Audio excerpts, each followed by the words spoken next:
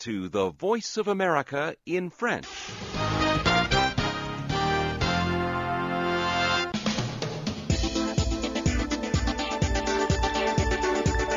Bienvenue, La Voix de l'Amérique, service francophone vers l'Afrique.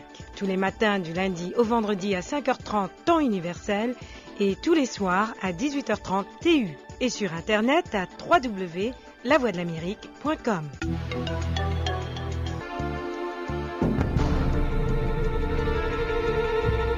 En Syrie, le président Bachar al-Assad a accordé une amnistie générale pour les crimes commis depuis le début de l'insurrection.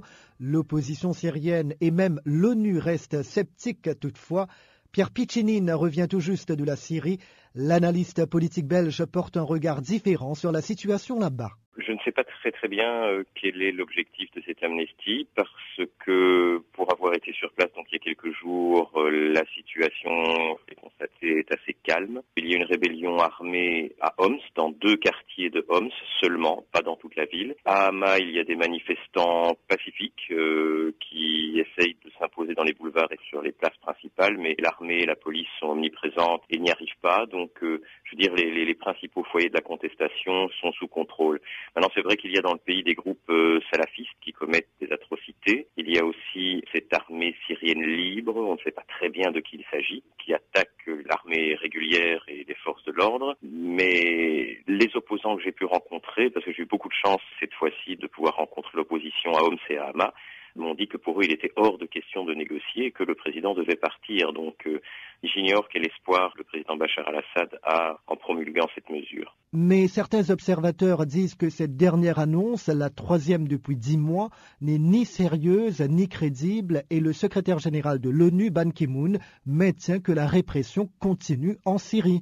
En matière de répression, je ne sais pas vraiment ce que l'on entend. Par exemple, j'étais à Hama, je suis entré dans la ville, j'ai choisi le vendredi, donc à la sortie de la prière principale à la mi-journée. Il y avait effectivement beaucoup de policiers et de militaires, comme je l'ai dit, mais ils tiraient des gaz lacrymogènes.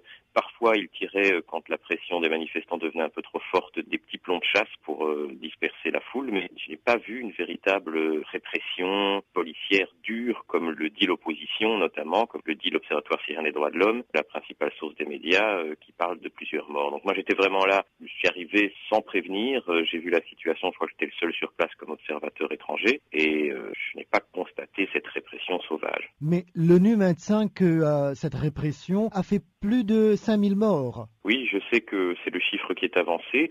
Alors je ne sais pas si dans ces chiffres on compte également les morts du côté du gouvernement, parce que, comme je l'ai dit, les salafistes et puis l'armée syrienne libre attaquent les forces de l'ordre, l'armée. Et j'ai pu voir dans les hôpitaux de Homs ou de Damas, les hôpitaux militaires, beaucoup de militaires blessés par une partie de l'opposition. L'opposition est très plurielle, très différente d'un endroit à l'autre. Maintenant, ces 5000 morts, ça me fait penser aux 6000 morts de Libye qui ont justifié, entre guillemets, l'intervention contre Muammar Kadhafi. Et puis ces 6000 morts, ils n'existent pas en fait.